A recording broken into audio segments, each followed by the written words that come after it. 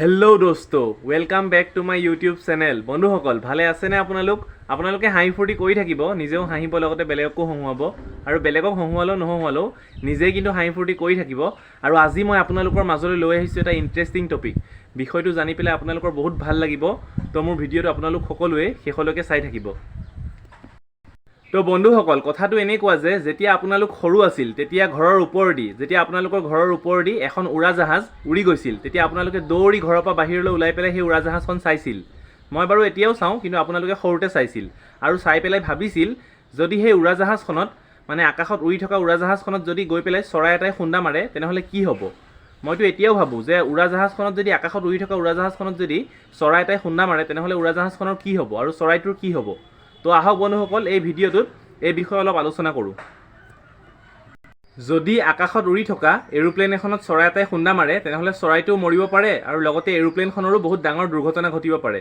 আৰু এৰোপ্লেনখনৰ আগফালৰ যে আগফালৰ গ্লাছত আহি পেলাই যদি চৰাই এটাই খুন্দা মাৰে আৰু চৰাইটো যদি সৰু চৰাই হয় তেনেহ'লে এৰোপ্লেনখনৰ গ্লাছ ভাঙি পেলাই চৰাইটো এৰোপ্লেনখনৰ ভিতৰত সোমাই যোৱাৰো সম্ভাৱনা আছে।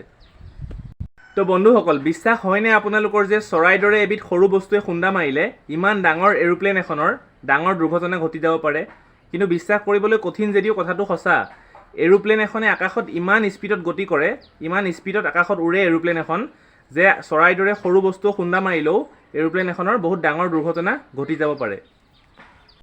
চৰাইয়ে এৰোপ্লেনত খুন্দা মাৰা এনেকুৱা ঘটনা বহুত ঘটি থাকে। অনলি আমেৰিকাতেই এক বছৰত 13,000 বাৰ্ড ষ্ট্ৰাইক হয়। 13,000 বাৰ্ড ষ্ট্ৰাইক হয় অনলি আমেৰিকাতে এক বছৰত। মানে এৰোপ্লেনত খুন্দা মাৰে যে চৰাই, সেইটোকে বাৰ্ড ষ্ট্ৰাইক বুলি কয়। অনলি আমেৰিকাতে ইমান হয় বাৰ্ড ষ্ট্ৰাইক। আৰু এৰোপ্লেনখনত যদি চৰাইয়ে খুন্দা মাৰে তেনেহ'লে এৰোপ্লেনখনৰ কোনো প্ৰব্লেম নাথাকে, ইমাৰ্জেঞ্চি লেণ্ডিং কৰি দিব পাৰে এৰোপ্লেনখন, খালি বডিত অলপ আঘাত হ'ব চৰাইয়ে খুন্দা মাৰিলে এৰোপ্লেনখনৰ। কিন্তু যদি চৰাই আহি পেলাই এৰোপ্লেনখনৰ ইঞ্জিনত সোমাই যায় তেতিয়া কি হ'ব?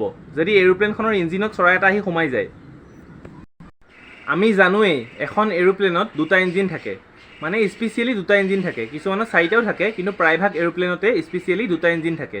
আৰু যদি এটা ইঞ্জিনত আহি পেলাই চৰাই এটা সোমাই যায় আৰু ইঞ্জিনটোৰ পাংখাকেইখনত যদি চৰাইটো সোমাই যায় তেনেহ'লে ইঞ্জিনটো ব্লাষ্ট হৈ যাব, মানে সেই ইঞ্জিনটো ব্লাষ্ট হৈ যাব। কিন্তু দুটা ইঞ্জিন থাকিলে এটা ইঞ্জিনহে ব্লাষ্ট হ'ল, ইটো ইঞ্জিনৰ যোগেদি মানে ইটো ইঞ্জিনৰ সহায় লৈ পেলাই প্লেনখন ইমাৰ্জেঞ্চি লেণ্ডিং কৰিব পাৰিব। কিন্তু যদি দুটা ইঞ্জিন থাকে আৰু এসোপা চৰাই আহি পেলাই সোমাই গ'ল, দুটা ইঞ্জিনতে সোমাই গ'ল চৰাই, তেতিয়া কি হ'ব? যদি প্লেনৰ দুটা ইঞ্জিনতে চৰাই সোমাই গ'ল আৰু দুটা ইঞ্জিনেই ব্লাষ্ট হৈ গ'ল তেতিয়া কি হ'ব? যদি এৰোপ্লেন এখনৰ দুটা ইঞ্জিনত চৰাই সোমাই যায় তেনেহ'লে এৰোপ্লেনখনৰ দুটা ইঞ্জিনেই ব্লাষ্ট হৈ যাব, আৰু ব্লাষ্ট হৈ যোৱাৰ ফলত এৰোপ্লেনখন মানে আগবাঢ়ি যাব নোৱাৰিব, উৰিব নোৱাৰিব, আৰু লাহে লাহে এৰোপ্লেনখন তললৈ নামি আহি মাটিত পৰি যাব। আৰু এনেকুৱা এটা ঘটনা সংঘটিত হৈছিল ফ্লাইট 1549 নামৰ এখন এৰোপ্লেনৰ লগত আমেৰিকাত। সেই ফ্লাইটখনতো দুটা ইঞ্জিনতে সোমাই গৈছিল চৰাই আৰু দুটা ইঞ্জিনেই ব্লাষ্ট হৈ গৈছিল। তাৰপাছত ফ্লাইটখন গৈ পেলাই নিউয়ৰ্কৰ এখন ৰিভাৰত ফ্লাইটখন মানে লেণ্ডিং কৰিলে, ইমাৰ্জেঞ্চি লেণ্ডিং কৰিলে এখন ৰিভাৰত গৈ পেলাই।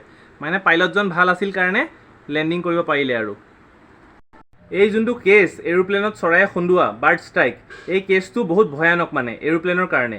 এই কেছটো মানে কেতিয়া হয় জানেনে? যেতিয়া এৰোপ্লেন এখন মাটিৰ পৰা আকাশলৈ উৰে তেতিয়া হয়, আৰু যেতিয়া আকাশৰ পৰা আকৌ মাটিলৈ নামে তেতিয়া হয়।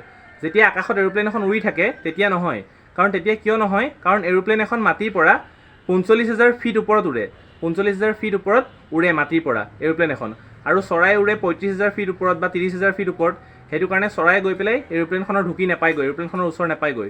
কিন্তু তললৈ নামি আহোঁতে এৰোপ্লেনখন মাটিলৈ, তেতিয়া চৰাই সোমাই যোৱাৰ চান্স থাকে ইঞ্জিনত, আৰু ওপৰলৈ যেতিয়া উঠে মাটিৰ পৰা তেতিয়া ইঞ্জিনত চৰাই সোমাই পেলাই ইঞ্জিনটো ব্লাষ্ট হৈ যোৱাৰ চান্স থাকে।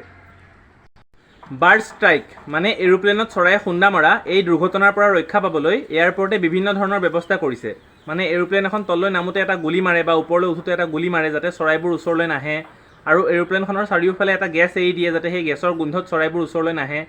আৰু তেনেধৰণৰ বিভিন্ন ধৰণৰ ব্যৱস্থা মানে এয়াৰপৰ্টে গ্ৰহণ কৰিছে, এয়াৰপৰ্টে ব্যৱস্থা কৰিছে তেনেকুৱা ধৰণৰ, যাতে ইঞ্জিনত চৰাই সোমাই পেলাই এৰোপ্লেনখনৰ ইঞ্জিনটো ব্লাষ্ট নহওক।